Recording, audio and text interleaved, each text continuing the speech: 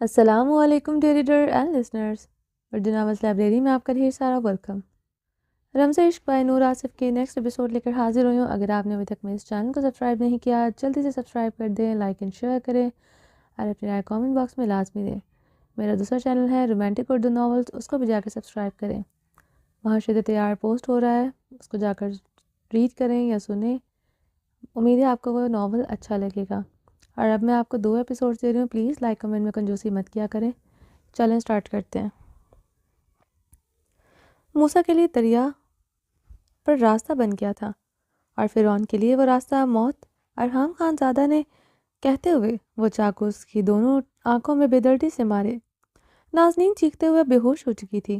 ارحام نے اٹھتے ہوئے اپنی پسٹل سے اس کے سینے پر فائر کیے۔ فضا ساکت ہوئی تھی، سمندر کی ہلچل مچاتی لہریں جیسے پرسکون ہوئی تھی۔ چاند بادلوں میں چھپا تھا۔ یکدم آسمان سے بارش برسی تھی۔ ارحام اور ساحر خان گہرے سانس لیتے سرخ آنکھوں سے نازنین بائی کے مردہ وجود کو دیکھ رہے تھے۔ میں چھپا تھا، یکدم آسمان پر برستی بارش دکھی۔ ارحام اور ساحر خان گہرے سانس لیتے سرخ آنکھوں سے نازنین بائی کے مردہ وجود کو دیکھ رہے تھے۔ نشا اپنے بال دونوں ہاتھوں میں جکڑے آسمان کی طرف دیکھتی ہسدیانی چیخیں مار رہی تھی۔ اس کی دردناک چیخوں اور برستی بارش پر ایک بار پھر سے پرسکون سمندر بے چین ہوا تھا۔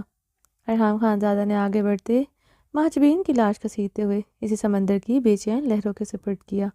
سمندر کی بے چین لہروں میں اب ادھم مچا تھا۔ عجب طغیانی برپا ہوئی تھی، جیسے سمندر کی لہریں اس ناپاک وجود کو خود میں سمانا چاہ رہی ہوں۔ فرعون کی طرح اس کا وجود بھی گوارا نہ تھا۔ ارحام خان زادہ نے بوٹ کی موٹر سٹارٹ کرتے اس کا رخ شپ کی طرف کیا۔ شپ ان کے قریب پہنچ گئی تھی۔ شپ پر موجود ارمان خان نے ہاتھ ہلاتے ہوئے ارحام خان زادہ کو اشارہ کیا۔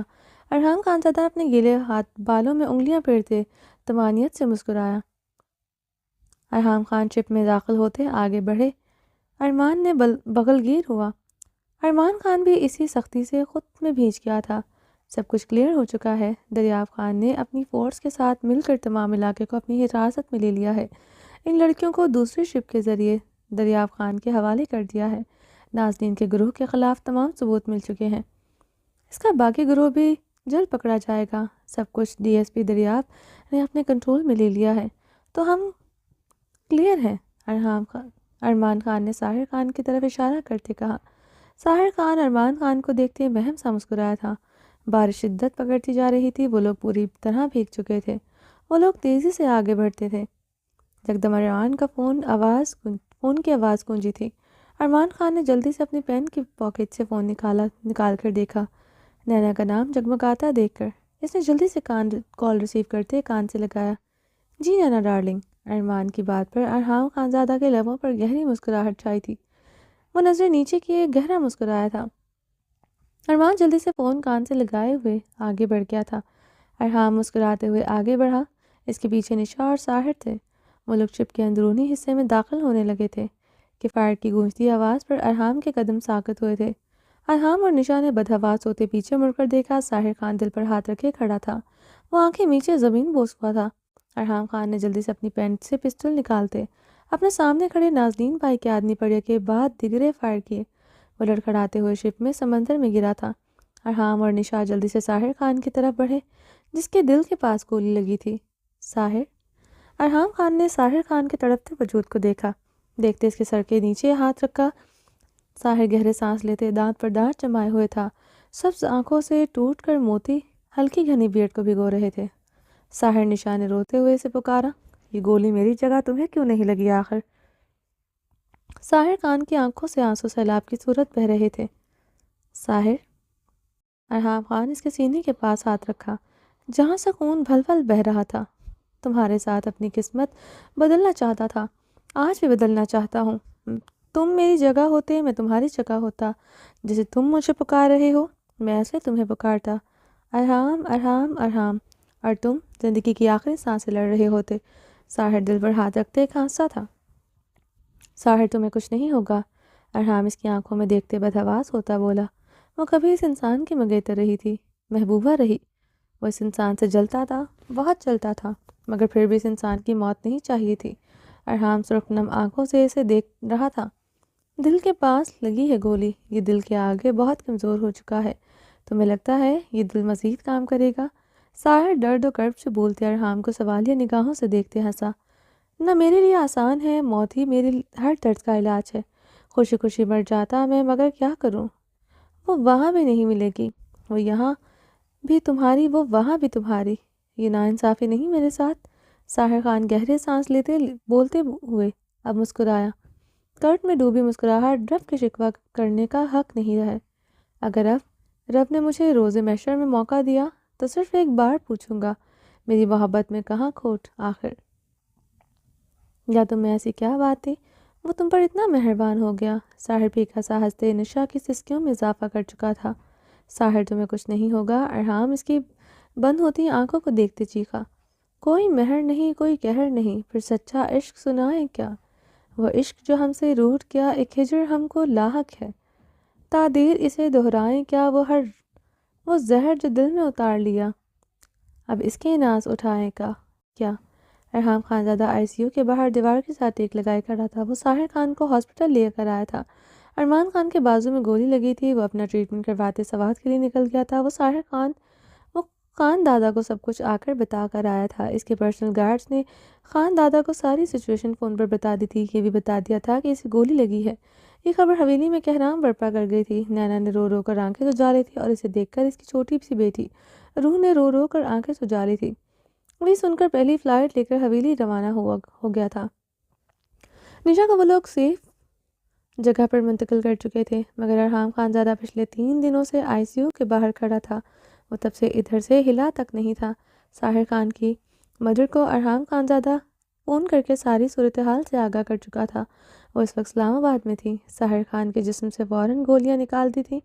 اب اس کے ہوش میں آنے کے بعد ہی کچھ کہا جا سکتا تھا۔ ڈاکٹرز کے مطابق گولی دل کے پاس ہی پیوست ہوئی تھی۔ سب کچھ ٹھیک تھا، مگر وہ ابھی رسپانس نہیں کر رہا تھا۔ سانسیں چل رہی تھی، مگر اس کا جلد ہوش میں آنا ضروری تھا، ورنہ وہ کومے میں بھی جا سکتا تھا۔ ارحام خانزادہ آئی سی یو کے باہر دیوار سے ٹیک لگائے کھڑا تھا۔ اس کی سفید شرٹ ساحر خان کے خون سے تر ہوتی سرخ ہو چکی تھی۔ اس کی شرٹ کی طرح ارحام خانزادہ کی آنکھیں بھی سرخ اور نم زدہ تھیں۔ وہ آنکھیں میچے دیوار سے ٹیک لگائے ہوئے تھا۔ لبوں پر آئی سی یو کے اندر موجود انسان کی زندگی کی دعائیں تھیں۔ ارحام خانزادہ اپنی سرخ آنکھیں انگلیوں سے مسلتے ہوئے سیدھا ہوا تھا۔ 2 خواتین چادروں میں لپٹی اس کی طرف تیزی سے آئیں۔ ساحر کہاں ہے؟ ساحر کی والدہ رابعہ نے روتے ہوئے ارحام سے پوچھا۔ وہ اس وقت سفید چادر میں لپٹی تھی، چہرہ تک کور کر رکھا تھا۔ ساتھ میں زرمش تھی جو سیاہ چادر میں لپٹی تھی، مگر چہرہ کھلا تھا۔ زرمش اسلام آباد میں ہاسٹل میں تھی۔ وہ حیدر خان کو بتائے آئی تھی۔ جب رابعہ بیگم نے اسے بتا دیا، وہ بدحواس ہو گئی تھی۔ رو رو کر اس نے آنکھیں سرخ کی تھی اور بدن بری طرح کانپ رہا تھا۔ اس کا دل عجب خوف سے لرز رہا تھا، ایسے لرز رہا تھا جیسے وہ اپنی کھوئی ہوئی چیز آج ہمیشہ کے لیے کھو دے گی، جو اس آس امید تھی کہ وہ کبھی تو اسے ملے گا، وہ آج ختم ہوتی نظر آ رہی تھی۔ وہ اندر ہے، ابھی ہوش میں نہیں آیا اسے۔ ارحام نے نظریں چکائے جواب دیا۔ مریض کو ہوش آ چکا ہے، آپ لوگ مل سکتے ہیں، مگر زیادہ باتیں مت کیجیے گا۔ اسی لمحے نرس آئی سی یو روم سے باہر آتے ارحام کو دیکھتے پروفیشنلی انداز میں بولتے وہاں سے چلی گئی تھی۔ رابعہ اور زرمش دونوں جلدی سے آئی سی یو کا دروازہ کھولتے اندر داخل ہوئے۔ ساحر خان مشینوں میں جکڑا ہوا تھا، آکسیجن ماسک اس کے لگا ہوا تھا۔ رابعہ اور زرمش تڑپتے ہوئے ساحر کی طرف بڑھیں۔ ساحر نے رابعہ کو دیکھتے اپنا آکسیجن ماسک اتارا۔ رہنے دو ساحر، اسے لگا رہنے دو۔ وہ نہ جانے خوف سے زرد چہرے کے ساتھ بولیں، جیسے یہ ماسک اس کی سانسوں کی ضمانت ہو۔ ٹھیک ہوں موم، بالکل ٹھیک، مجھے لگا تھا یہ دل بہت کمزور ہو چکا ہے، مگر یہ کم وقت ابھی بھی ٹھیک چل رہا ہے۔ ساحر خان نے رابعہ بیگم کو دیکھتے مسکراتے ہوئے کہا، مگر اس کے لبوں سے لفظ بمشکل نکل رہے تھے۔ کیوں کیا تم نے ایسا؟ میرا خیال نہیں آیا کہ میرا تمہارے علاوہ کوئی نہیں؟ رابعہ بیگم ساحر خان کے آرس پر ہاتھ رکھتے تڑپتے ہوئے پوچھا۔ آیا تھا خیال، سب سے پہلے آپ کا ہی آیا تھا موم، پھر اپنے باپ کا گناہ یاد آ گیا، کس طرح اس نے سلطان شاہ کی زندگی برباد کی، کس طرح اس نے رات کے اندھیرے میں ایک عورت کے ماں کو کوٹے میں بیچ دیا۔ موم، میں جب مہرماں آنٹی کی اس ایک رات کے دکھ اور خوف کے بارے میں سوچتا ہوں تو سب رشتے سب کچھ پیچھے رہ جاتا ہے۔ مام، حور کا بچپن اس کی ماں کے بغیر گزرنے کا سوچتا ہوں تو کچھ یاد نہیں رہتا مام۔ اس نے جو رات سڑک پر گزاری اس کا سوچتا ہوں دل پھٹ جاتا ہے مام۔ صرف میرا حور کے لیے عشق نہیں ہے مام، میرے باپ کے گناہوں کا بوجھ بھی ہے جو مجھے جینے نہیں دیتا۔ ساحر کی باتوں پر رابعہ شدت کے ریا سے رو پڑی تھی۔ زرمش روتے ہوئے اس کے بائیں طرف کھڑے اسے گلابی آنکھوں سے دیکھ رہی تھی۔ کیوں کیا مام ڈیڈ نے ایسا؟ انہیں مجھ پر ترس نہیں آیا؟ انہیں میری آنکھوں میں وہ نظر نہیں آئی؟ انہیں نظر نہیں آیا میں اسے کتنی شدت سے چاہتا ہوں؟ ساحر نے بمشکل بولتے سوال کیا۔ اسے سانس لینے میں دقت ہو رہی تھی۔ ساحر نے بمشکل سانس لیتے ماسک اپنے چہرے پر لگاتے اپنی ٹوٹی سانسیں بحال کرنے کی کوشش کی۔ زرمش اور رابعہ کے بغیر چہرے پر خوف چھایا تھا۔ زرمش نے خوف سے رسپونڈنگ مشین کی طرف دیکھا جہاں اس کی دھڑکنیں ٹھیک چل رہی تھیں۔ زرمش چہرہ ہاتھوں میں چھپائے زاروں قطار رو پڑی۔ ساحر خان نے بمشکل سانس لیتے ماسک اتارا۔ مت اتارو ساحر، رابعہ بیگم نے روتے ہوئے اس کی پیشانی پر لب رکھے۔ مام کیوں آپ نے میرے اور زرمش کے ساتھ زیادتی کی؟ کیوں ہم دونوں کو اس بندھن میں باندھا مام؟ جب ہم دونوں ہی اس بندھن سے، اس رشتے کی اہمیت سے انجان تھے۔ نکاح کے لیے بولے گئے لفظ تو دل سے جڑے ہونے چاہیے مام۔ ساحر خان نے گہرے سانس لیے بوجھ بنا دیا آپ کو۔ آپ نے یہ رشتہ میرے لیے، روز محشر میں خدا کو زرمش کے حوالے سے کیا جواب دوں گا؟ اتنا بڑا گناہ ہو گیا مام مجھ سے، کیسے حور کو مانگ سکوں گا رب سے؟ ساحر خان کی آنکھوں سے متواتر آنسو بہہ رہے تھے۔ زرمش تڑپتے ہوئے ساحر خان کے قریب ہوئی تھی۔ میں آپ کو معاف کرتی ہوں ساحر، آپ پر کسی گناہ کا بوجھ نہیں ہوگا۔ زرمش روتے ہوئے بولی، تمہارے معاف کرنے سے کیا ہوتا ہے؟ معافی تو رب سے چاہیے، حقوق تو اس نے مجھ پر فرض کیے تمہارے۔ مان لو گناہ گار ہوں تمہارا۔ ساحر زخمی سا ہنسا تھا۔ نہیں ہے آپ پر کوئی گناہ ساحر، اور آپ نے خود ہی کہا کہ آپ مجھ تک پلٹیں گے جب سب کچھ ٹھیک ہو جائے گا، تو کیسے گناہ ہوگا؟ زرمش نے روتے ہوئے اسے آس دلائی۔ کہا تھا پلٹوں گا، مگر دل بہت کمزور ہو گیا ہے۔ دل کے پاس گولی لگی ہے نا، پہلے ہی نکارا تھا، مزید نکارا ہو گیا۔ وہ مزید شدت سے یاد آ رہی ہے، بہت یاد آ رہی ہے مام۔ کیا کروں میں؟ ساحر نے روتے ہوئے کہا۔ ساحر خان کی سانسیں پھر سے اٹکی تھی۔ ساحر، رابعہ اور زرمش چیخیں۔ ساحر دیکھو، اگر وہ تمہیں اسے دیکھنا ہے تو اس سے ملنا ہے تو اسے یہاں بلوا لیتے ہیں۔ زرمش تڑپتے ہوئے بولی۔ ساحر خان کی اکڑتی سانسوں کی ضمانت اسے حور خان زیادہ لگی تھی۔ شاید مقابل اسے دیکھ لیتا تو جان سے نہ جائے۔ زرمش کی بات پر ساحر زخمی سا ہنسا۔ اسے دیکھ لیا تو موت بھی مشکل ہو جائے گی میرے لیے، ساحر خان بولتے ہوئے گہرے سانس لیے تھے۔ ساحر خان کی رسپونڈنگ مشین رسپانس کرنا بند ہوئی۔ لکیر سیدھی ہوئی۔ ساحر خان زادہ کی آنکھیں بند ہوئی۔ نرس ڈاکٹر زرمش خوفزدہ ہوتے چیخیں۔ ساحر خان کی رسپونڈنگ مشین پھر سے چلنا شروع ہوئی۔ وہ آنکھیں کھولے مسکراتے گہرے سانس لے رہا تھا۔ رابعہ اور زرمش روتے ہوئے اس کی پیشانی پر جھکیں۔ وہ بھی انہیں مسکراتے دیکھتے مسکرایا۔ اندر سے آتی چیخوں پر ارحام بدحواس ہوتا آئی سی یو کا دروازہ کھولتے اندر داخل ہوا۔ ساحر خان نے ارحام خان زادہ کو دیکھتے اپنے دل پر ہاتھ رکھا۔ اسے اپنا دل اب سچ میں بند ہوتا محسوس ہوا تھا۔ اس کے لبوں نے ہلکی سی جنبش کی۔ حور، اس کے لب آہستگی سے حور کا نام دہراتے رکے تھے۔ حور ارحام خان زادہ۔ اس کے لبوں نے مزید ہلکی سی جنبش کی۔ سماعتوں میں سامنے کھڑے انسان کے لفظ گونجے تھے۔ وہ میری ہے، میری تھی، میری رہے گی، اسے صرف میں نے چھوا ہے۔ ساحر خان زادہ کو اب اپنا دل ڈوبتا محسوس ہو رہا تھا۔ جو دل میں رہتی تھی وہ سامنے کھڑے انسان کی باہوں میں رہتی تھی، تو یہ دل کیسے برداشت کر سکتا تھا؟ ساحر خان نے ایک آخری بار سامنے کھڑے انسان کو دیکھا تھا اور اس کی دل کی دھڑکنیں اب سچ میں رک چکی تھی۔ رسپونڈنگ مشین رسپانس کرنا بند ہو چکی تھی۔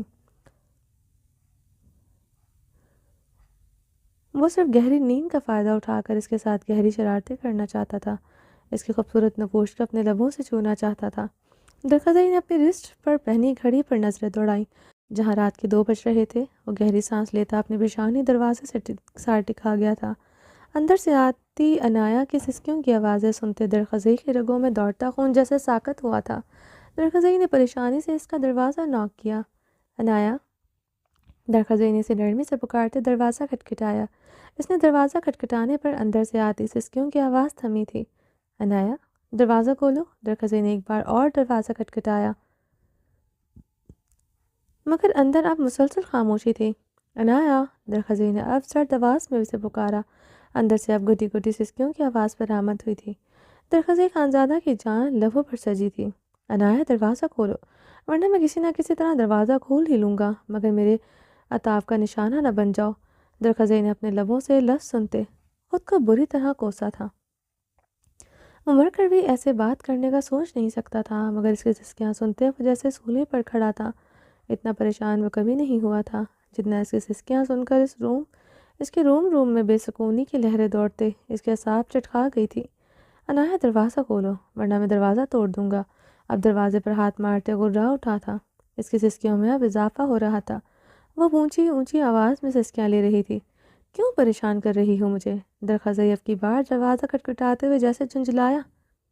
اس کا رونا اسے اتنا تکلیف دے گا وہ سوچ نہیں سکتا تھا۔ انایا، مجھے غصہ مت دلاؤ، تم مجھے ابھی جانتی ہو نہیں۔ اگر تم نے دروازہ نہیں کھولا، قسم کھاتا ہوں کل صبح تمہاری رخصتی کروا لوں گا۔ درخزئی نے اب سرد لہجے میں دھمکی دی۔ اس کی دھمکی کارآمد ثابت ہوئی تھی۔ چند سیکنڈ کے بعد دروازہ کلک کر کے ساتھ کھل گیا تھا۔ درخزئی جلدی سے دروازہ کھولتے اندر داخل ہوا۔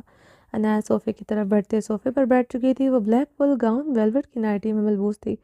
صوفے پر بیٹھی وہ سر ہاتھوں میں تھامے ہلکے ہلکے سسکیاں بھر رہی تھی۔ اس کا بدن بری طرح ہچکولے بھر رہا تھا۔ اس کے سلکی براؤن بال شانے پر ایک طرف بکھرے تھے، اس کی لیب کو چھو رہے تھے۔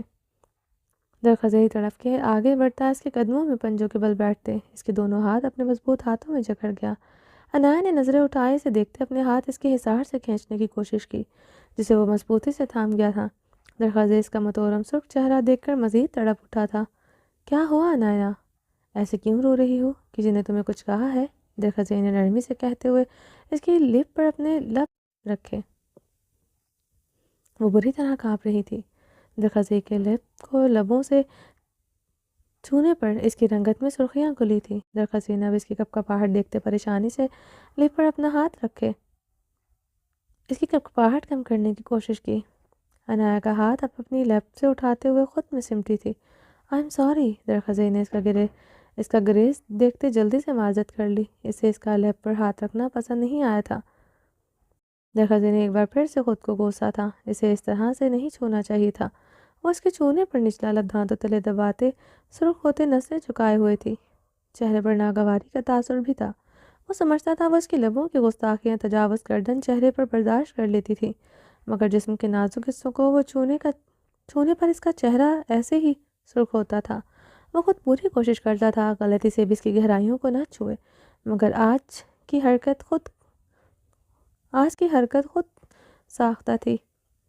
کیا ہوا ہے؟ کیوں رو رہی ہو؟ درخزئی نے اس کے عارض پر بہتے آنسو نرمی سے اپنے انگوٹھے کے پوروں سے چنے ہوئے بے حد نرمی سے پوچھتے ہوئے اس کی آنکھوں میں جھانکا۔ کچھ نہیں۔ انایا نے بچوں کی طرح نچلا لب باہر نکالتے اس کی آنکھوں میں جواباً دیکھا تھا۔ کچھ نہیں ہوا، پھر ایسے کیوں رو رہی ہو؟ درخزئی نے اس کے نچلا لب بچوں کی طرح باہر نکالنے پر مزید نرمی سے پوچھا۔ وہ اسے ایسے بہت کیوٹ لگی تھی۔ نہیں بتا سکتی آپ کو؟ انایا نے روتے ہوئے سسکی لی۔ کیوں نہیں بتا سکتی؟ درخزئی اب حیران ہوا تھا۔ کیونکہ آپ نہیں سمجھ سکیں گے۔ انایا بری طرح روتے ہوئے اپنا نچلا لب دانتوں میں بے دردی سے دبا گئی۔ بتاؤ گے تو سمجھو گا مائی سوان، بتاؤ کیا ہوا ہے؟ کہیں پین ہو رہا ہے؟ درخزئی کی بات پر انایا نے روتے ہوئے سر اس بات میں ہلایا۔ کہاں ہو رہا ہے؟ درخزئی نے اس کے گلابی عارض پر اپنا مضبوط مردانہ ہاتھ رکھتے پوچھا۔ انایا نے سسکتے ہوئے اپنے بیلی بٹن پر ہاتھ رکھا۔ یہاں ہو رہا ہے۔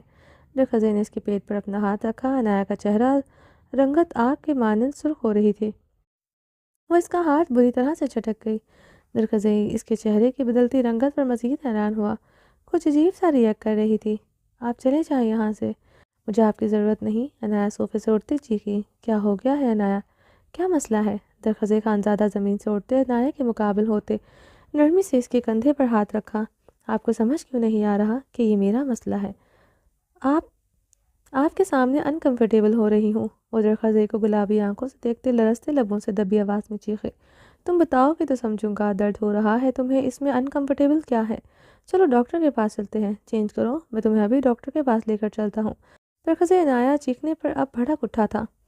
آواز اچھی خاصی اونچی ہوئی تھی۔ درخزئی خان کے بھڑکتے سرخ چہرے کو دیکھتے انایا سے کچھ پل بھیگی نگاہوں سے دیکھتی رہی۔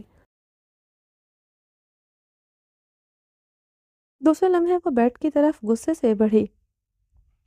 درخزئی اس کی کلائی پکڑ کر اسے نرمی سے بیڈ پر بٹھاتے خود اس کے قدموں میں پھر سے پنجوں کے بل بیٹھا تھا۔ میڈیسن کہاں ہے تمہاری؟ درخزئی نے اس کی سرخ حدت بھرے چہرے کو دیکھتے بے حد نرمی سے پوچھا۔ انایا درخزئی کے سوال پر اپنی نگاہیں پھیر گئی تھی۔ میڈیسن کہاں ہے تمہاری انایا؟ درخزئی کے لہجے میں سختی ابھری تھی، جسے محسوس کرتے انایا نے بیڈ کی ڈراور کی طرف اشارہ کیا۔ یہی ہے میڈیسن انایا۔ درخزئی نے ڈراور سے ایک میڈیسن نکالتے انایا کو دکھائی۔ انایا نے اسے بھیگی آنکھوں میں دیکھتے استبات میں سر ہلایا۔ ایسے ہی ابرشک اس کا خیال رکھتی تھی، مگر آج اس نے بتایا ہی نہیں کہ تھا کہ اس کے سامنے اپنی پین کا ذکر کیا تھا، مگر اب وہ اسے بری طرح مس کر رہی تھی۔ اس کی کنڈیشن میں اس سے سیدھے منہ بات بھی نہیں کرتی تھی، اس سے اتنی بدتمیزی کرتی تھی، وہ خاموشی سے برداشت کر لیتی تھی۔ انایا نے ابرش کو یاد کرتے اپنی آرس پر بہتے آنسو اپنی ہتھیلی سے بے دردی سے صاف کیے تھے۔ کھانا کھایا تم نے؟ درخزئی کے پوچھنے پر انایا نے سر استبات میں ہلا دیا تھا۔ کب کھایا؟ درخزئی نے جھک سے پانی گلاس میں ڈھیلتے ہوئے پوچھا۔ شام میں، انایا نے روتے ہوئے ہچکی لی۔ شام میں۔ درخزئی نے انایا کے لفظ دہراتے ہنکار بھرا تھا۔ مجھے تمہاری طبیعت کے بارے میں ذرا بھی اندازہ ہوتا میں تمہارے لیے چاکلیٹس، براؤنیز، کیک، پھول لے کر آتا۔ درخزئی کی بات پر انایا نے ڈبڈبائی آنکھوں سے اسے دیکھا۔ اسے کیسے پتہ چلا کہ اس وقت اسے چاکلیٹ کیک کی کریونگ ہو رہی تھی؟ اور درخزئی کو دیکھتے اب باقاعدہ ہچکیوں سے رونے لگی۔ اسے اب چاکلیٹس، براؤنیز اور زیادہ کریونگ ہونے لگی تھی، اور اس ACP پر شدید غصہ بھی آیا تھا، جس نے اس وقت پتہ نہیں کیوں چاکلیٹس کا نام لے لیا تھا۔ وہ اب ہچکیوں سے بری طرح روتے بیڈ شیٹ مٹھیوں میں جکڑ گئی تھی۔ کوئی بات نہیں، نیکسٹ ٹائم ڈیٹ میں یاد رکھوں گا۔ درخزئی نے اس کی طرف دیکھتے اب مہم سا مسکرایا۔ انایا سرخ ہوتے خفت سے نگاہیں پھیر گئی تھی۔ وہ کیا سمجھ گیا تھا؟ وہ شرم و حیا سے سرخ ہوئی تھی۔ وہ سچ میں اب زیادہ انکمفرٹیبل ہوئی تھی۔ وہ ایسے بھی کم بے شرم خان زیادہ لگتا تھا۔ اسے پتہ نہ چلتا یہ کیسے ہو سکتا ہے۔ وہ اس کی معلومات پر حیران بھی نہیں ہوئی تھی۔ بے شرم ASP نے عورتوں کے معاملے میں PhD کر رکھی تھی۔ میں تمہارے لیے گرم دودھ لاتا ہوں۔ دروازہ بند نہیں کرنا۔ اگر ممکن ہوتا میری جان، میں ابھی تمہارے لیے چاکلیٹس اور کیک لاتا، مگر اس وقت رات کے 2 بج رہے ہیں، آس پاس کوئی شاپ نہیں کھلی۔ درخزئی نے اس کی طرف مسکراتے ہوئے دیکھا۔ انایا کا بس نہیں چل رہا تھا وہ ACP کے سر پر کچھ دے مارے، جو بار بار چاکلیٹس کیک کا نام لے کر اس کی رگوں میں دوڑتے خون کو بوائلنگ پوائنٹ پر لا رہا تھا۔ اگر مقابل خانزادہ نہ ہوتا تو وہ اس کے سر پر اب تک کچھ مار چکی ہوتی۔ درخزئی جھکتے ہوئے اس کی نم پلکوں کو نرمی سے لبوں کے باری باری چھوتے ہوئے کمرے سے نکل گیا۔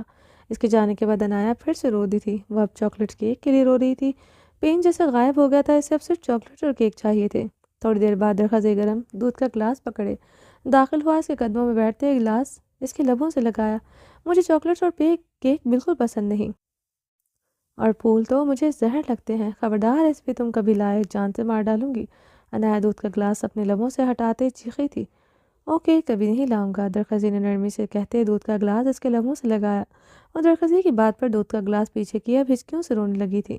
درخزئی نے گہرا سانس لیتے دودھ کا گلاس دوبارہ اس کے لبوں سے لگایا تھا۔ انایا اب خاموشی سے اس کے ہاتھ سے چھوٹے چھوٹے سپ لینے لگی تھی۔ مزید ضد کرنے کی ہمت نہیں تھی۔ اس نے آدھا گلاس پی کر ہاتھ پیچھے کر دیا۔ بس؟ درخزئی خانزادہ نے آنکھوں کے اشارے سے اسے سر ہلاتے پوچھا۔ جواباً انایا نے بھی آنکھوں سے اشارہ کرتے بالکل اسی طرح سے سر ہلایا۔ اس کے انداز پر درخزئی کا برجستہ کہکہ گونجا تھا۔ انایا لب دانتوں تلے دبائے خفت سے نظریں پھیر گئی تھی۔ درخزئی نے اس کی ہتھیلی پر اس کی میڈیسن رکھی، جسے انایا نے خاموشی سے منہ میں رکھتے درخزئی سے پانی کا گلاس پکڑتے نکلی۔ درخزئی نے پھر سے اس کے قدموں میں بیٹھتے ہوئے اس کے سلیپر اتارے۔ انایا نے آنکھیں پھاڑے اس کا یہ اقدام دیکھا تھا۔ اگر تمہیں اچھا لگے تو تمہارے پاؤں کی مالش کر دوں، اس سے بھی پین ریلیف ہوگا۔ درخزئی نے اس کے پیروں کو سہلاتے پوچھا۔ نہیں، ضرورت نہیں، آپ جا سکتے ہیں۔ آپ کی موجودگی مجھے سچ میں انکمفرٹیبل کر رہی ہے۔ انایا سرد انداز میں بولتے پاؤں اوپر کرتے بیڈ سے لپیٹے بیڈ پر لیٹے رضائی خود پر اچھی طرح لپیٹتے اس کی طرف سے رخ موڑتے۔ رضائی میں غروب ہو چکی تھی۔ عجیب سی کوفت اس ACP میں سے ہو رہی تھی۔ اس کی اتنی کیئر اسے جھنجھلاہٹ میں مبتلا کر رہی تھی۔ درخزئی انایا کے سرٹ پن پر اب بری طرح جھنجھلا کر رہ گیا تھا۔ اس نے جھنجھلاتے ہوئے اپنی چوڑی ہتھیلی پر مکہ مارتے اپنے اندر اٹھتے اشتعال پر قابو پانے کی ناکام کوشش کی۔ اتنی ناز نخرے اس نے کسی کے نہیں اٹھائے تھے۔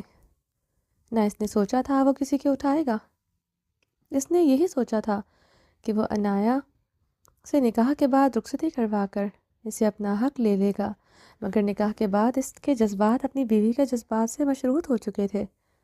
اس کے کنسرن کے بغیر وہ اس کے قریب نہیں جانا چاہتا تھا۔ اس کے 18 سال کے ہونے تک وہ اسے چھونا نہیں چاہتا تھا۔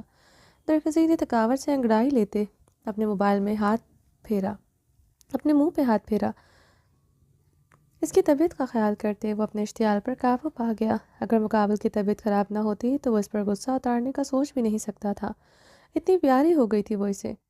درخزی نے ہونٹ سکوڑتے اپنا سانس باہر خارج کرتے اپنے غصے پر کنٹرول کرنے کی کوشش کی۔ یہ بیسٹ ریمیڈی تھی غصہ کنٹرول کرنے کی۔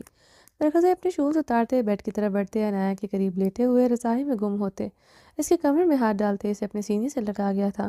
وہ اس کا ہاتھ خود سے چٹکتے کرنٹ کھاتے اسے دور ہوئی تھی۔ دوسرے لمحے وہ بدحواس ہوتے خود سے رضائی اتارتے ہوئے اٹھ کر بیٹھی تھی۔ درخزی لب پیچھے اٹھ کر بیٹھا تھا۔ وہ کل نکاح کی رات اسے ایسے ریئیکٹ نہیں کر رہی تھی، وہ آج تو اسے خود کو چھونے بھی نہیں دے رہی تھی۔ اس سے پہلے وہ بیڈ سے اترتی، درخزی اسے اس کی کلائی سے پکڑتے، اسی تکیے پر پٹکتے، اس پر حاوی ہوا۔ مائی سوین، کیا ہوا ہے؟ مجھے بتانے میں کیا انکمفرٹیبل اور مجھ سے کیا چھپ سکتا ہے؟ بیوی ہو میری، جانتی ہو میرے اور اپنے تعلق کی نوعیت۔ درخزی نے اس کے گال پر اپنی انگلیاں نرمی سے پھیرتے ملائمت سے پوچھا۔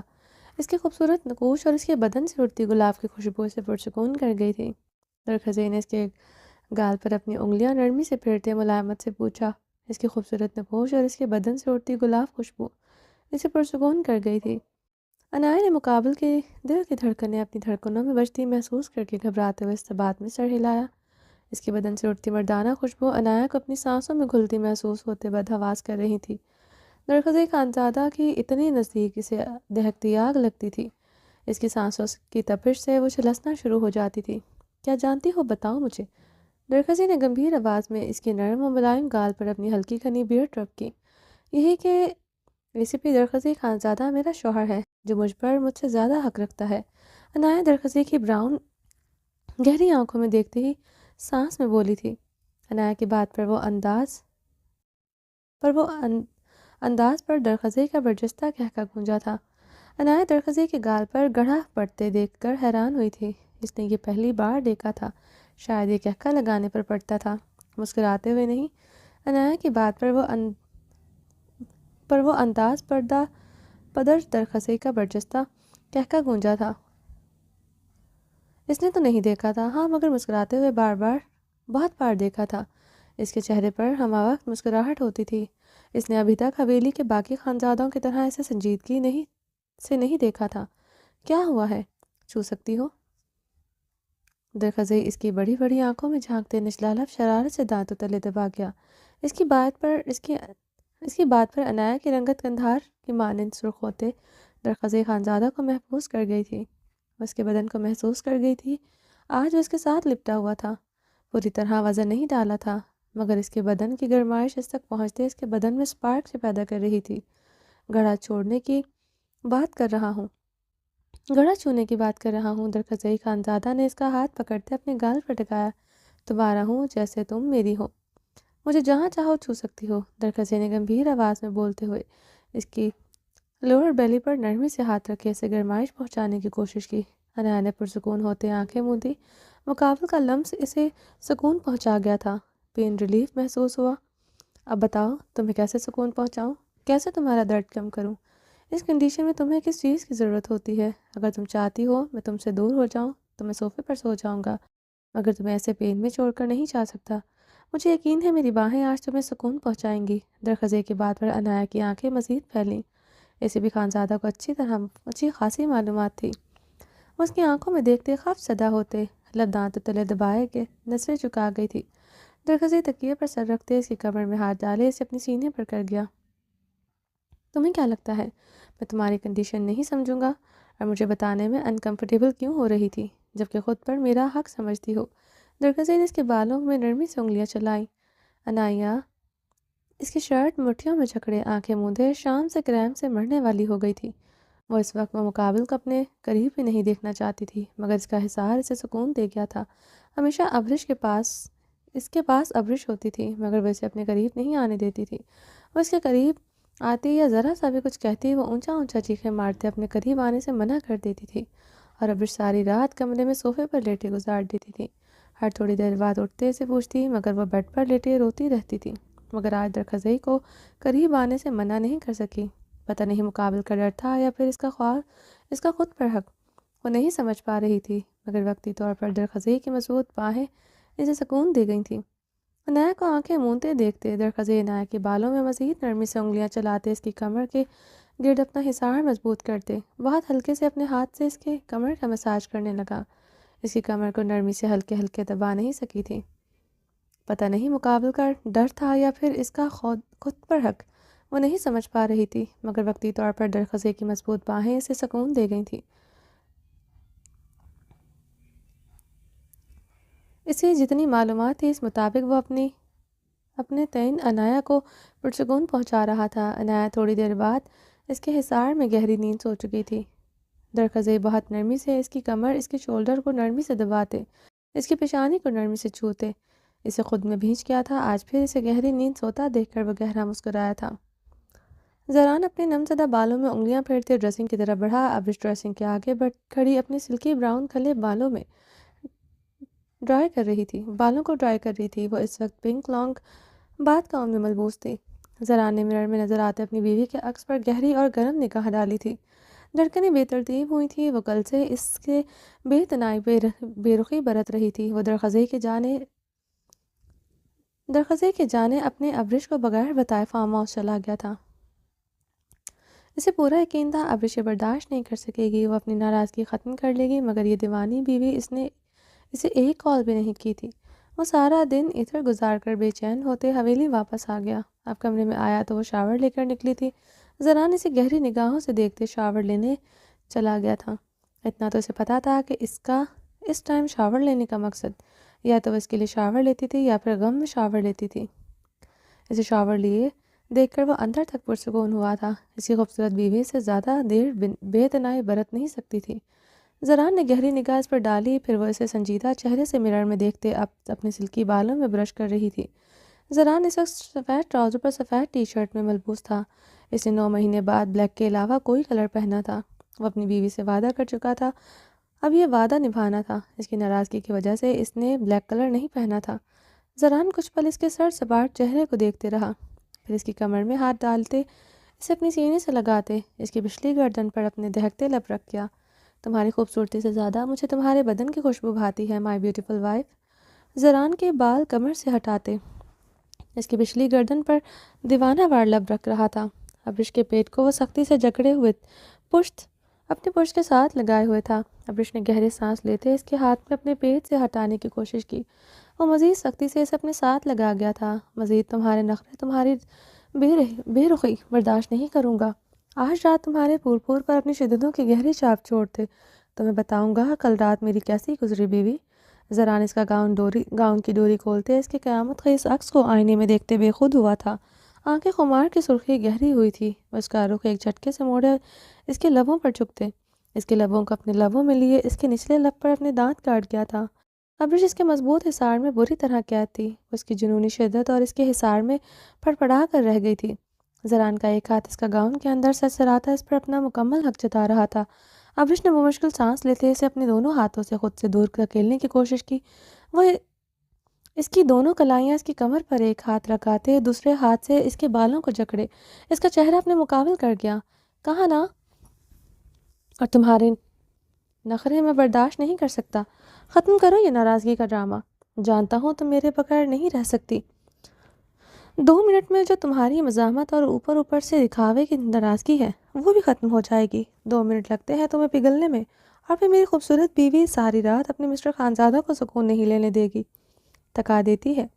زران گمبھیر آواز میں بولتے اسے بہت نرمی سے بیڈ پر دھکیل گیا تھا۔ ابرش سیدھی بیڈ کے نرم گدے پر گری تھی۔ زران اس کی طرف بڑھتا اس پر مکمل حاوی ہوتے اس کے دودھیا گردن پر اپنے جاں بجا دہکتے لب رکھنے لگا۔ صرف ایک دن نہیں چھوا اپنی خوبصورت بیوی کو اور میری شدتوں سے نشان غائب ہو گئے۔ آج تو مجھے تمہارے دودھیا بدن سے بھی جلسی ہو رہی ہے۔ میری جان کے جسم پر ہر وقت میرا تسلط ہونا چاہیے۔ جب تمہارے نازک جسم پر میرا وزن نہ ہو تو میری شدتوں کے گہرے نشان ہونے چاہیے۔ وعدہ کرتا ہوں آج کے بعد اس قیامت سے بدن پر ہر وقت میری شدتوں کی سوغاتوں کی صورت میں ہوں گی۔ مٹنے نہیں دوں گا یہ نشان بیوی، تمہارا بدن میری شدتوں سے داغدار رہے گا میری جان۔ زران خماری سے بولتے اس کی گردن پر جاں بجا اپنے لب رکھ رہا تھا۔ وہ اچھی طرح جانتا تھا ابرش 2 منٹ میں پگھل جانا ہے۔ ایک رات کی دوری اس پر بھی عذاب بن کر اتری ہوگی۔ اس کی قربت میں وہ 2 منٹوں میں ہی تو پگھلتی تھی۔ ابرش اپنے اوپر جھکے زران کو دیکھتے آنکھیں میچ چکی تھی۔ زران اس کے ڈھیلے ہوتے وجود کو محسوس کرتے اس کے ہاتھوں کو اپنے مضبوط ہاتھوں میں قید کرتے اس کی جنونی سوغاتوں میں اضافہ کرنے لگا تھا۔ جانتا تھا میری خوبصورت بیوی اتنی ہی دیر مجھ سے ناراض رہ سکتی ہے۔ یہ بھی زیادہ تھا میری جان، اتنی گہری اتنی لمبی ناراضگی۔ زران اس کے عارض پر نرمی سے انگلیاں پھیرتے اس کی کرسٹل براؤن آنکھوں میں جھانکتے ہوئے مسکرایا۔ وہ تو طلب بن کر اس کی آنکھوں میں خمار کی طرح اتری تھی۔ اس کا نوخیز کلیوں جیسا بدن زران کے بدن میں سپارک پیدا کر گیا تھا۔ مور نہیں بنا زران، ابرش نے زران کے خمار زدہ آنکھوں میں دیکھتے کہا۔ زران نے الجھن بھرے انداز میں اس کی آنکھوں میں دیکھا۔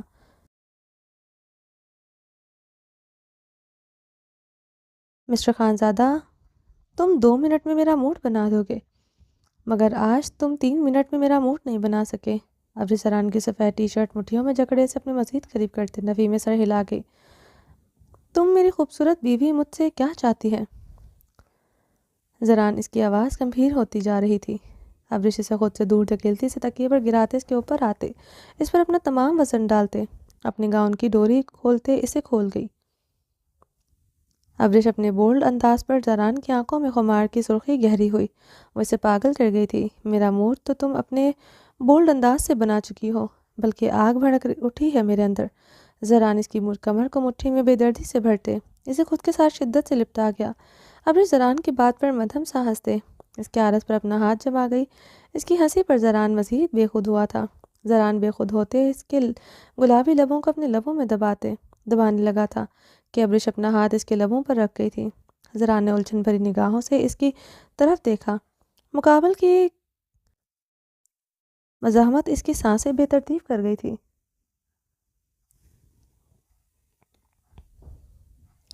مسٹر خانزادہ، یہاں بات آپ کے موڈ کی نہیں، میرے موڈ کی ہو رہی ہے۔ کیا میرا موڈ بنائے بغیر آج خود مجھ میں سمائیں گے؟ اپنی خوبصورت بیوی کی آرزو کی پرواہ کریں گے کیا؟ ابرش نے زران کی گردن پر اپنی انگلی ایک ادا سے پھیرتے اس کی خمار زدہ آنکھوں میں جھانکا۔ اف یہ ادائیں! زران اسے تکیے پر پٹکتے اس پر حاوی ہوا۔ ابرش اس کی آنکھوں میں دیکھتے مسکرائی۔ کتنا پاگل کرو گی مجھے؟ جانتی ہو نا مجھے تمہاری بولڈنس کتنی پسند ہے۔ زران کی آواز بھاری ہوئی تھی۔ بستر پر مسٹر خانزادہ اپنے لفظوں کی توسیع کر لیں۔ آپ کو میری بولڈنس صرف بستر پر پسند ہے، ورنہ آپ مجھے 7 پردوں میں لپیٹ کر بھی خوش نہیں ہوتے۔ ابرش اب مسکرائی تھی۔ ہاں، مجھے اپنی خوبصورت بیوی اپنی باہوں میں ہر حد سے گزرتے چاہیے، اور یہ سچ ہے تمہیں 7 پردوں میں لپیٹ کر بھی تمہارا خانزادہ مطمئن نہیں ہوتا۔ میرا بس تو چلے تمہیں اپنی باہوں میں ہمیشہ قید کرتے رکھوں، کسی عورت کی بھی تم پر نظر نہ پڑنے دوں۔ زران اس کے گلابی لبوں پر انگوٹھا پھیرتے گمبھیر آواز میں بولتے اس سے بازوں سے جکڑتے اپنے مزید قریب کر گیا تھا۔ یہ تو ہے، کبھی دوسرے کے پیر تک چادر میں لپٹی ہوئی حویلی کی عورتوں کے سامنے بھی بغیر دوپٹے کے برداشت نہیں کرتے تھے۔ ایک خانزادہ اپنی بیوی کو کیسے رکھتا ہے؟ وقت کے ساتھ ساتھ آپ نے ثابت کیا ہے میری ریسرچ آپ کے بارے میں بالکل ٹھیک تھی مسٹر خانزادہ۔ ابرش نے زران کی آنکھوں میں دیکھتے لب پھیلائے تھے۔ تمہاری ریسرچ کی تو کسی حد تک ٹھیک ہی تھی بیوی، مجھے نہیں پتا تھا۔ یہ بتاؤ رومانس میں مجھے کیسا پایا؟ زران اس کی آنکھوں میں دیکھتے ہوئے اس کی کمر کو مٹھی میں بھرتے ہوئے اس کے ساتھ گہری شرارت کر گیا تھا۔ اس کی گہری شرارت پر ابرش کی رنگت سرخ گندھاری ہوئی تھی۔ زران اس کی رنگت میں سرخیاں گھلی دیکھتے اسے تکیے پر پٹکتے ہوئے اس پر جھکے اس کے نقوش پر دیوانگی کے عالم میں لپ رکھتے اپنی سانسوں کو الجھا گیا تھا۔ وہ اس کے لبوں پر جھکتے ابرش کی سانسیں بیچے اس کی سانسوں کو الجھا گیا تھا۔ اس کے عارض پر دانت گاڑے اب وہ اس کی گہرائیوں پر جھکے اپنی شدت دکھا رہا تھا۔ زران کا ایک ہاتھ اس کے گاؤن میں اس کی دھڑکنوں پر تھا، دوسرے ہاتھ سے وہ اس کے کندھوں سے گاؤن نیچے کھسکا گیا تھا۔ اس سے پہلے بس کا گاؤن پوری طرح سے ریموو کرتا، ابریش اسے پوری قوت سے خود سے دور چھٹک گئی تھی۔ زران جو بے خودی مدہوشی میں اسے اپنے بھلے ہوئے تھا جھکے ہوئے تھا، وہ لڑکھڑاتے ہوئے تکیے پر گرا۔ ابریش اپنے گاؤن کی ڈوریاں کس کر باندھتے ہوئے بیڈ سے اترتے دور جا کھڑی ہوئی تھی۔ زران کے گہرے سانس لیتے سرخ آنکھوں سے ابریش کو دیکھا، جو اپنی بے ترتیب سانسوں سے اسے سرد نگاہوں سے دیکھ رہی تھی۔ زران غصے سے جبڑے بھیج گیا تھا۔ وہ اپنی بیوی کی سیڈیوس کرنے کی عادت سے واقف ہونے کے باوجود ہمیشہ بہک جاتا تھا۔ آج بھی وہ اس کے ساتھ کھیل گئی تھی، یعنی اس کی ناراضگی ابھی بھی دور نہیں ہوئی تھی۔ زران نے اٹھ کر بیٹھتے ہوئے اپنی نم زدہ بالوں میں انگلیاں پھیرتے ہوئے ابریش پر ایک بار پھر سے اسے سرد سرخ نگاہ ڈالی، جو اسے شعلہ بار آنکھوں سے دیکھتے اپنی الجھی بکھری سانسوں کو ردھم ملانے کے لیے گہرے سانس لے رہی تھی۔ سانس تو دونوں کا دھونکنے کی مانند چل رہا تھا۔ زران بیڈ سے اٹھتا اس کی طرف بڑا ہی تھا کہ ابریش غصے سے ڈریسنگ روم کی جانب بڑھی۔ زران اسے بازوں سے جکڑے دیوار میں پٹکتے اس کے گرد اپنے دونوں ہاتھ محصور کر گیا تھا۔ زران کی سرد سرخ نگاہوں پر ابریش نے اپنا منہ پھیرا تھا۔ مقابل کی حالت دیکھتے اندازہ ہو رہا تھا وہ جذبات کے کس لیول پر ہے۔ وہ اس کی آنکھوں میں نہیں پورے بدن میں تل بن کر دوڑ رہی تھی۔ کہاں؟ میرے اندر آگ بھڑکا کر جا رہی ہو تم؟ ہاں، مجھے سیڈیوس کر رہی تھی؟ کیا سمجھ رکھا ہے تم نے مجھے؟ یہ کیا طریقہ ہے؟ میرے قریب آ کر میرے ایموشنز کا مذاق بنا رہی تھی۔ کیا سمجھا تھا تم نے کہ تم یہ سب کرو گی اور زران خانزادہ برداشت کرے گا؟ آگ بھڑکائی ہے تو تم ہی ختم کرو گی بیوی۔ زران اس کا جبڑا دبوچے اس کا چہرہ اپنے مقابل کرتے اس کی گلابی آنکھوں میں اپنی سرد آنکھیں گاڑ گیا۔ ایسا ہی ہوگا مسٹر خانزادہ؟ ایسا نہیں ہوگا مسٹر خانزادہ، جب میرے اندر آپ کے لیے کوئی جذبات ہی نہیں۔ بھڑکے میں کیوں آپ کے اندر بھڑکتے جذبوں پر پرسکون کروں؟ اور 2 منٹ بولا تھا آپ نے کہ میرا موڈ بنائیں گے، 10 منٹ میں نہیں بنا سکے۔ آج آپ کے ٹچ سے فیلنگ ہی نہیں آئی۔ ابریش زران کی طرف تمسخراتی نگاہوں سے دیکھتے بولی۔ ابریش کے لفظ زران خانزادہ کا پارا ہائی کر چکے تھے۔ وہ پہلے ہی بھڑکا ہوا تھا۔ یہ لفظ تو جلتی آگ پر پیٹرول چھڑک چکے تھے۔ اس کے لفظ برداشت نہیں ہو رہے تھے۔ اس کے قریب آنے پر بھی کوئی فیلنگ مقابل کے اندر نہیں جگی۔ وہ پاگل ہوا تھا۔ ابریش، سٹاپ دا ڈرامہ، مت کرو یہ۔ اپنے لفظوں پر غور کیا کرو، کیا کہہ رہی ہو تم؟ زران نے اپنی گردن آگے سے رف کرتے اپنا لہجہ حتی المکان نرم کرنے کی کوشش کی۔ کل سے وہ سکون کو ترس گیا تھا، نہ کمرے میں چین تھا نہ باہر۔ مقابل کی ناراضگی جان نکال رہی تھی۔ وہ ناراض ہوتی تو ٹھیک تھا، مگر وہ بے اعتنائی برت رہی تھی، ایسے بیہیو کر رہی تھی جیسے مقابل کی اس کے لیے محبت ہی ختم ہو گئی ہو۔ ڈرامہ ہوگا آپ کے نزدیک مسٹر خانزادہ؟ جب آپ کو محسوس کرتی ہوں تو آپ کے ساتھ لپٹتی ہوں، جب آپ کو محسوس نہیں کیا میں لپٹ ہی نہیں سکتی، منافقت میں نہیں کر سکتی۔ ابریش برفیلے لہجے میں بولتے زران کے دماغ کی رگیں مزید بھڑکا گئی تھی۔ یہی لفظ اگر میں تمہارے لیے کہتا، نہ تم مارنے پر اتر آتی، میرا گریبان پکڑ کر چیخ چیخ کر دوسری عورت کے بارے میں مجھ سے استفسار کرتی ہوتی۔ زران کاٹدار لہجے میں بولتے ایک ایک لفظ چبا گیا تھا۔ دوسری عورت، مائی فٹ خانزادہ ہیں، دوسری عورت کے بات نہ کرے تو چین نہیں آتا۔ بہت شوق ہے تمہیں دوسری عورت کے پاس جانے کا، جاؤ اپنا شوق پورا کر کے دیکھ لو۔ ابریش سلگتے لہجے میں بولتے زران کو مزید تیش دلا چکی تھی۔ کر لوں گا، عنقریب یہی کروں گا اگر تمہاری یہی رویہ رہا تو۔ زران دھمکی آمیز لہجے میں بولتے پیچھا ہوا اپنی گردن رف کرتے وہ اپنے اندر اٹھتے اشتعال پر قابو پانے لگا۔ دوسرے لمحے وہ ابریش نے پیچھے ڈریسنگ روم میں داخل ہوا۔ ابریش نے اسی لمحے اپنا ہاتھ باتھ روب گاؤن سے ریموو کرتے زمین پر پھینکا ہی تھا۔ زران کو دیکھتے وہ کندھار کی طرح تپتے دہکتا انار بنی تھی۔ ابریش نے اسی لمحے کبرڈ سے نائٹ گاؤن نکالتے پہنا تھا۔ وہ اب ڈریسنگ روم سے فینسی میرر میں سپاٹ نگاہوں سے دیکھتے اپنے سیاہ گاؤن کی ڈوریاں باندھ رہی تھی۔ زران اسے ایسے دیکھتے بے خود ہوا تھا، بدن کا سارا خون اس کے چہرے میں سمٹ کر آیا تھا، آنکھوں میں پھر سے خماری سی چھائی تھی۔ اب تو صحیح معنوں میں وہ اپنی بیوی کی طرف جاگی تھی۔ وہ گہرا سانس لیتے جبڑے نچلا لب دانتوں تلے دبائے اس کی طرف بڑھتے اسے بازوؤں سے جکڑے اسی میرر کے ساتھ لگا گیا تھا۔ میں کیوں دوسری عورت کے پاس جانے لگا جب سارے ہتھیار تمہارے پاس ہیں مجھے بہکانے کے لیے؟ ایسے جال پھینکتی ہو بندہ کہیں اور جانا تو دور کی بات سوچ بھی نہ سکے۔ زران ابریش کے خوبصورت چہرے کو دیکھتے اس کے بدن کے نشیب و فراز پر اپنی گہری گرم نگاہیں گاڑ گیا۔ اس کا ناہموار بدن اس کی بھی بل کھاتی کمر، اس کی بدن کی رعنائیاں اور زران خانزادہ کے ہوش اڑا چکی تھی۔ اس کا تو سانس لینا دوبر ہو گیا تھا، دل اچھل کر حلق میں آیا تھا۔ ابھی کچھ دیر پہلے جو وہ نظارہ دکھا چکے تھے، اب وہ کہاں رہ سکتا تھا؟ دور۔ دوسری عورت کو لے کر مجھے خانزادہ ہونے کے طعنے کیوں دیتی ہو؟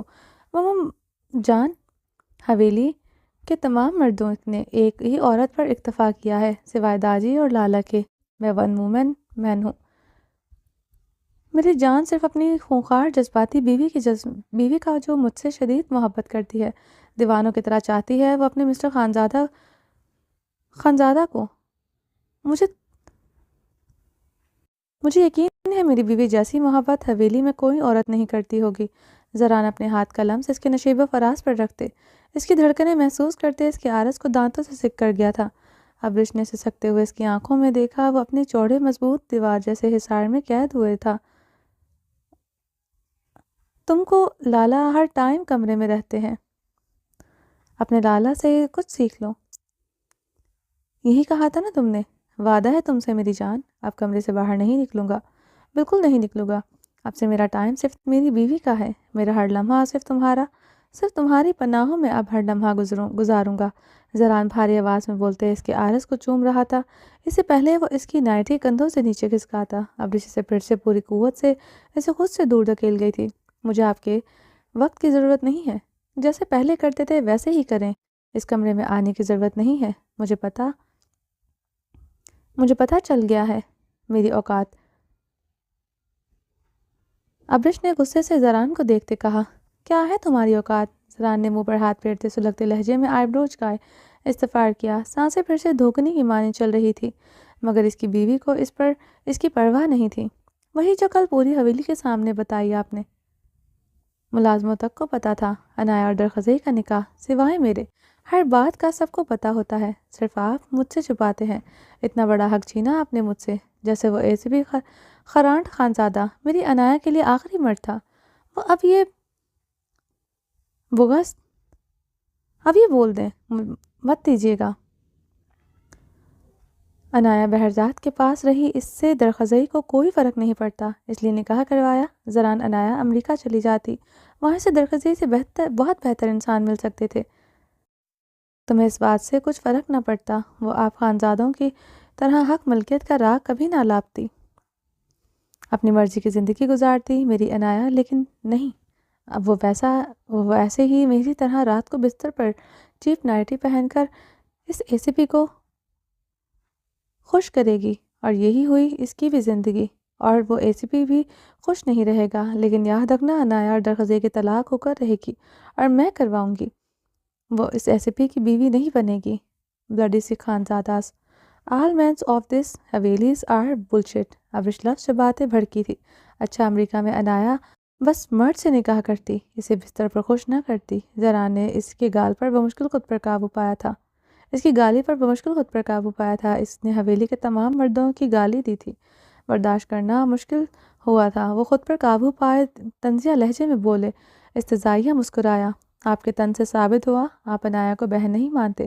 کیا عبیر کے لیے لفظ کبھی دہراتے؟ ابرش سرسپاٹ لہجے میں سوال کرتے آگے بڑھی کہ زران اسے بازو سے جکڑے دیوار کے ساتھ لگا گیا۔ میں اسے بہن سمجھتا ہوں، مگر تم اپنے ایٹیٹیوڈ سے ثابت کر رہی ہو کہ سگی بہن ہی اپنی بہن ہوتی ہے۔ عبیر کے لیے جو فیصلہ لیا، آج تک کسی نے مجھے اس طرح سوالوں کے کٹہرے میں لا کر کھڑا نہیں کیا جس طرح تم نے مجھے کھڑا کیا ہے، اور تمہیں تمہاری بہن کو خانزادوں کے حق کی ملکیت اتنی چبھتی ہے۔ مجھے پتا نہیں تھا، اگر مجھے پتا ہوتا میں عنایہ کا نکاح درخزئی سے کبھی نہ کرواتا۔ خانزادوں کی بیویاں بنی ہو تو حق ملکیت تو سہنی پڑے گی، خود کو ہر مرد سے چھپا کر 7 پردوں میں رکھنا ہوگا۔ کسی غیر کی نظر ہم خانزادوں پر تو برداشت نہیں کر سکتے۔ اگر کوئی غیر مرد ہماری عورت کو دیکھے گا تو آنکھیں نکال کر ہتھیلی پر رکھ جائیں گے، کیونکہ ہم خانزادے تمہارے باپ پاشا جیسے نہیں ہیں، اپنی عورت کو عیاں کرتے، اس کی کمائی پر عیش کرتے۔ اگر ہماری عورت خود کو عیاں کرے گی تو اس کے ٹکڑے ٹکڑے کر کے چیل کووں کو کھلایا جائے گا۔ ایسے چین پاتے ہیں ہم خانزادہ، تمہارے باپ پاشا کی طرح نہیں، جو عورتوں کو گھر لا کر اپنی بیوی اور بیٹیوں کے سامنے کمرے میں لے کر جائیں۔ ذرا نے اس کی آنکھوں میں آنکھیں گاڑے برفیلے لہجے میں بول رہا تھا۔ ابرش کی گلابی آنکھوں کی نمی کے ساتھ اس کے بدن کی کپکپاہٹ بھی بڑھتی جا رہی تھی۔ وہ اپنی سسکیوں پر قابو پائے اس کی آنکھوں میں آنکھیں گاڑے ہوئے تھی۔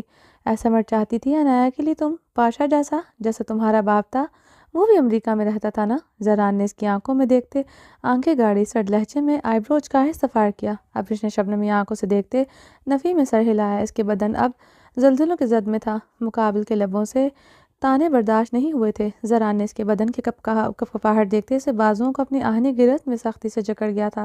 تو پھر برداشت کرو، تم خانزادوں کی حق ملکیت عنایا بھی کرے گی اور تم بھی کرو گی۔ عنایا مرتے دم تک درخزی کی ہو گئی، جیسے تم میری ہو، اب جو کرنا ہے کر لو۔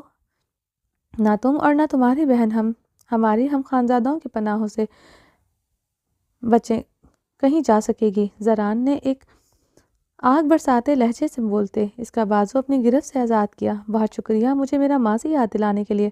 پاشا کی بیٹی یہی ڈیزرو کرتی ہے، اسے اس کے گندے باپ کا تانا دیا جائے۔ اب شدت کریا سے مٹھیاں دبوچے بھیگے لہجے میں بولی، میری ماں کا تانا بھی مجھے ملتا ہے، اب میرے باپ کا تانا بھی مجھے مارتے۔ تم وومن بناؤ گے، تم مجھے مینٹلی سک وومن بناؤ گے، ابرش نے شبنمی لہجے میں کہتے ہیں انگشت شہادت اٹھائی۔ میں تانا نہیں دے رہا ابرش، حقیقت بیان کر رہا ہوں، اور حقیقت کڑوی ہوتی ہے۔ عنایا کے لیے کیسے کوئی اور بہتر ہو سکتا تھا؟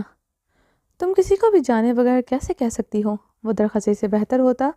پھپھو نے بھی سمیع اللہ خان جیسے باپ کو ٹھکرا کر امریکہ سے آیا ہوا بظاہر شریف دکھتا آدمی چنا تھا۔ کیا ہوا؟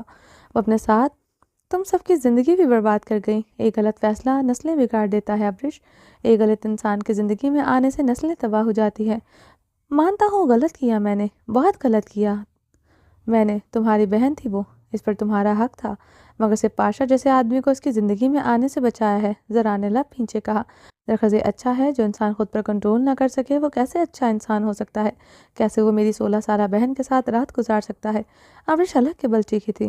زران کی دھاڑ پر ابرش بری طرح لرزا اٹھی تھی۔ زران کی گہری سانس سے سرخ و سفید چہرے دیکھتے وہ کچھ پلوں کے لیے خاموش ہوئی تھی۔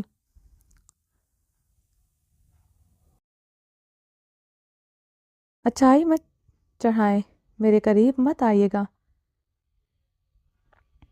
کوئی تعلق نہیں میرا تم سے، چاہو تو جاؤ اپنی راتیں فارم ہاؤس پر گزار دو، اگر زندگی کی آگ زیادہ بھڑک رہی ہے تو دوسری عورت بھی لے آنا۔ اب ابرش کو اس سے کوئی فرق نہیں پڑتا، ابرش بھی کے لہجے میں بولتے ڈریسنگ روم کے دروازے کی طرف بڑھی تھی۔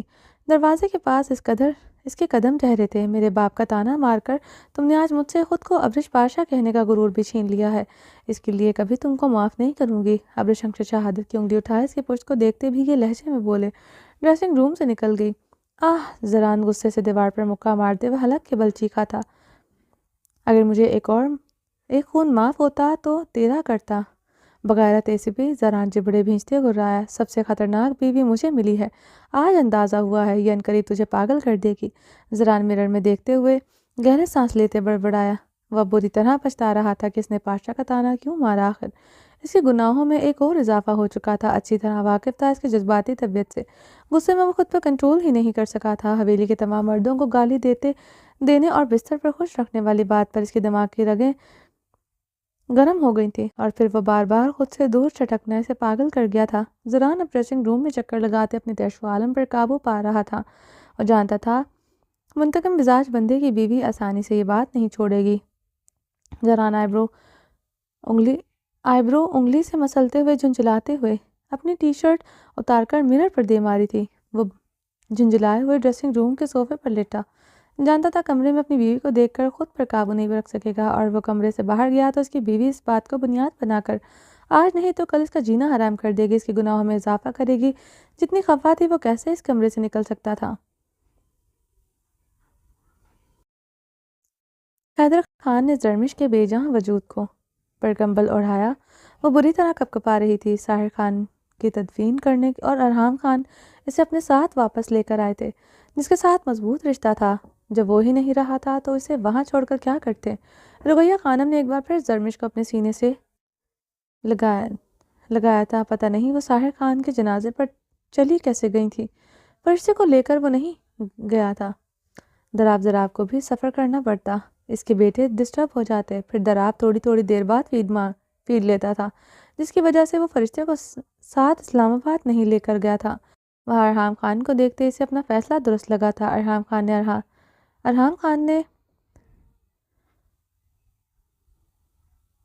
خان سے اسے افسوس کیا تھا، مگر اس سے کلام تک نہیں کیا تھا۔ حیدر خان کو وہاں صرف زرمش کی فکر تھی، اب وہ اسے اپنے ساتھ لے آیا تھا۔ جہاز اور گاڑی میں وہ اس کے سینے سے لپٹی سے سکتی رہی۔ حیدر خان جانتا تھا اسے اپنی آغوش کی ضرورت ہے۔ رقیہ خانم کی وجہ سے ہمیشہ حاکم خان نے بھی اسے خود سے دور کر رکھا تھا، جس کی وجہ سے وہ کسی کے ساتھ زیادہ اٹیچ نہیں تھی، سوائے اس کے وہ اپنی بچپن سے اب تک رقیہ خانم کے سامنے اس کے قریب نہیں جاتا تھا۔ وہ بھی اس سے اسی وجہ سے دور رہتی تھی، کبھی اس پر بہن ہونے کا حق نہیں جتایا تھا، مگر آج وہ اسے چھوڑ ہی نہیں رہی تھی۔ اس کی شرٹ جکڑے اس کے سینے میں سمائے کوشش کر رہی تھی۔ رقیہ خانم کا دل آج بھی سخت تھا، ابھی بھی پگھلا نہیں تھا۔ رقیہ خانم کا رویہ دیکھتے حیدر خان نے ایک پل کے لیے اسے خود سے علیحدہ کر لیا تھا۔ حویلی میں اس کا کافی دیر ہو چکی تھی، اسے آئے کافی دیر ہو چکی تھی، مگر وہ دراب سراب اور فرشتے کے پاس نہیں گیا تھا۔ نہ آج کی رات اس کا زرمش کو چھوڑ کر کہیں جانے کا بھی ارادہ تھا۔ زرمش بیٹا، حیدر خان نے نرمی سے پکارے۔ اس کے بکھرے بال آرس سے پیچھے کیے، وہ اس کے بیٹا کہنے پر بری طرح سے سک پڑی تھی۔ حیدر خان کا مضبوط ہاتھ اپنے گال پر رکھ گئی۔ مجھے چھوڑ کر کہیں نہیں جائیں لالا، آپ بھی۔ زرمش بری طرح سسک پڑی۔ نہیں بیٹا، میں کبھی بھی نہیں، حیدر خان نے مضبوط لہجے میں کہتے اپنی نم آنکھیں بازوں سے رگڑی۔ مورے بلائیں پھر بھی زرمش نے روتے ہوئے بچوں کی طرح سوال کیا۔ نہیں، کبھی نہیں۔ حیدر خان کی آواز لڑکھڑائی تھی، شدت سے پچھتاوا ہو رہا تھا۔ کاش وہ وقت پیچھے لے جا سکتا جہاں وہ رقیہ خانم کی ناراضگی کے باوجود اپنی بہن کو تنہا کبھی نہ چھوڑتا۔ مورے اپنی قسم دیں گی، پھر تو چھوڑ کر چلے جائیں گے آپ؟ وہ شدت کے ریا سے بولتے رو پڑی تھی۔ اس کی بات پر حیدر خان کی آنکھ سے آنسو گرتا اس کے بھیگے آرس کو مزید گیلا کر گیا تھا۔ حیدر خان نے تڑپتے ہوئے اس کے آرس پر بہتا سیال مادہ اپنی انگلیوں کے پورے سے صاف کیا۔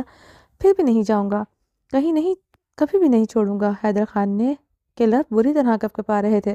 احساس ہوا تھا ماں کے حقوق تو ہیں، مگر خدا نے سارے حقوق نبھانے کو کہا ہے۔ آج ایک اور بات سمجھ آئی تھی، خدا نے مرد کو طاقتور کیوں بنایا تھا؟ تاکہ وہ رشتوں میں میانہ روی رکھے، انصاف کرے۔ عورت کا سرپرست اس لیے بنایا تھا کہ اس کے معاملے میں خدا سے ڈرے، اور اس نے کیا کیا؟ ایک ماں کا رشتہ نبھاتے سب کو بھول گیا، اپنی بہن کو بھول گیا۔ اس کے اندر کس طرح کے خوف تھے وہ بھی جان نہیں سکا تھا۔ دراب زراب تو مجھ سے زیادہ پیارے ہیں، مورے کے لیے نہ صحیح ان کے لیے چھوڑ دیں۔ زرمش کی بات پر حیدر خان نے ہلکی سی بیرڈ آنسو سے تر ہوئی تھی۔ اس کا کوئی رشتہ اس پر اعتبار نہ کرتا تھا۔ اس کی بہن کو لگتا تھا وہ اپنے بیٹوں کی وجہ سے اسے چھوڑے گا۔ کیا وہ سچ میں کمزور مرد تھا؟ اس کو نہیں چھوڑے گا۔ حیدر خان اپنی بھیگی آواز پر قابو پاتے سے سسکتے وجود کو دلاسا دینے لگا۔ چھوڑیں گے لالا، میری اتنی ویلیو نہیں، مورے کے لیے بوجھ، بابا کے لیے بوجھ، آپ کے لیے بوجھ، ساحر خان کے لیے بوجھ۔ میں نے محبت کی ہی نہیں، کسی نے مجھ سے محبت کی ہی نہیں لالا، سب چھوڑ دیتے ہیں۔ کیا میں خوبصورت نہیں لالا؟ میں اتنی بری ہوں، مجھ سے کوئی محبت ہی نہیں کرتا۔ زرمش روتے ہوئے بولی۔ میرے لیے بوجھ نہیں، یقین کرو میرا بیٹا، دراب زراب فرشتے سے زیادہ پیاری ہو مجھے، کیونکہ تم بیٹی ہو، اور بیٹیاں سب سے پیاری ہوتی ہیں۔ میری زرمش مجھے بہت پیاری ہے۔ حیدر خان اس کے پیشانے پر لب رکھے تھے۔ لالا مجھے مت چھوڑنا، آپ کو دراب زراب کی قسم، آپ کے مورے کی قسم، لالا مت چھوڑنا، میں مر جاؤں گی۔ زرمش حیدر خان کو دیکھتے چیخ چیخ کر روتی تھی۔ الارم کی آواز پر درخزی کی آنکھ کھلی، اسی لمحے کھلی تھی۔ وہ اپنے فون پر فجر کے لیے الارم لگا کر سویا تھا۔ دوسرا، وہ نہیں چاہتا تھا کہ اسے عنایہ کے کمرے سے نکلتا کوئی دیکھے، اس لیے وہ سب کے اٹھنے سے پہلے یہاں سے جانا چاہتا تھا۔ درید اور اربت خان اور سمیع اللہ کے بظاہر زہلے ابرش عنایہ کے ہر معاملے سے لاپرواہ نظر آتے تھے، مگر پھر بھی اس سے بڑھ کر ان کا عنایہ سے رشتہ تھا۔ ابرش کے حویلی چھوڑنے اور سمیع اللہ خان کا دل زہلے اور ابرش سے بہت سخت ہو چکا تھا۔ زہلے کی غلطی مشکل سے معاف کی تھی، ابرش کا دوسرا بار حویلی چھوڑنے پر ان کے دل پر پڑی گانٹھ مزید گہری ہو چکی تھی۔ اور درخزئی بہت کچھ سمجھتا تھا، وہ رشتوں کی نزاکت بھی سمجھتا تھا۔ اس کا عنایہ کے ساتھ رات رکنا حویلی کے بڑوں کو پسند نہیں آئے گا، اس لیے وہ نہیں چاہتا تھا بات بڑوں تک پہنچے، مگر پھر بھی اس سے بڑھ کر ان کا عنایہ سے رشتہ تھا۔ ابرش کی حویلی چھوڑنے اور سمیع اللہ خان کا دل زہلے اور ابرش سے بہت سخت ہو چکا تھا۔ زہلے کی غلطی مشکل سے معاف کی تھی، ابرش کا دوسری بار حویلی چھوڑنے پر ان کے دل پر پڑی گانٹھ مزید گہری ہو چکی تھی۔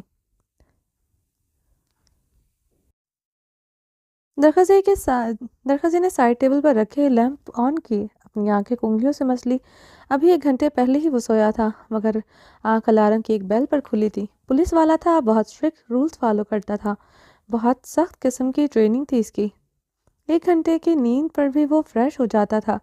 درخزئی نے اپنے سینے پر سر رکھی ہوئی سوئی عنایہ کو دیکھا۔ وہ اس کے سینے پر ہاتھ جمائے اپنی ایک ٹانگ اس پر رکھے ہوئے اس کے سینے میں گھسی ہوئی تھی۔ درخزئی نے لبوں پر وہم سے مسکراہٹ بکھری۔ وہ رات تھوڑی دیر بعد ہی اس کی باہوں میں سو گئی تھی۔ 2 گھنٹے مسلسل اس کے کمر اس کے شولڈرز کو دباتا رہا۔ درخزئی نے اسے نرمی سے خود سے علیحدہ کرتے اس سے تکیے پر کیا، اس پر سر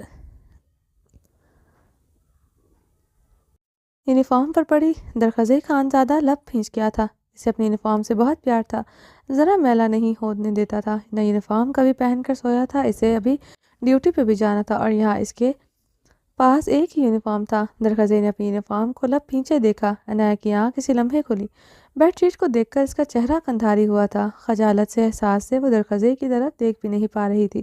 عنایہ نے اٹھ کر پیچھے بھیگے ہوئے نظریں چکائے اپنی براؤن بال سمیٹ کر جوڑا بنایا۔ درخزئی نے اس کی جھکی نظریں اور سرخ چہرے کو بغور دیکھا، وہ نظریں چکائے لب کاٹ رہی تھی۔ درخزئی نے اس کے قریب ہوتے اس کا چہرہ ہاتھوں میں بھرتے اس کی پیشانی پر اپنے لب رکھے۔ عنایہ نے بے یقینی سے آنکھیں پٹپٹائے، درخزئی کو دیکھا، وہ اس کا چہرہ تھامے اس کے عارض پر اپنے لب رکھتے اسے گیلا کر رہا تھا۔ مائی سوین، مجھے نماز پڑھنی ہے اور تم ڈیوٹی پر بھی جانا ہے۔ مجھے اس وقت جانا ہوگا۔ درخزئی نے اس کے لبوں پر اپنے لب مس کرتے اس کی آنکھوں میں دیکھتے نرمی سے کہا۔ اسے نماز پڑھنے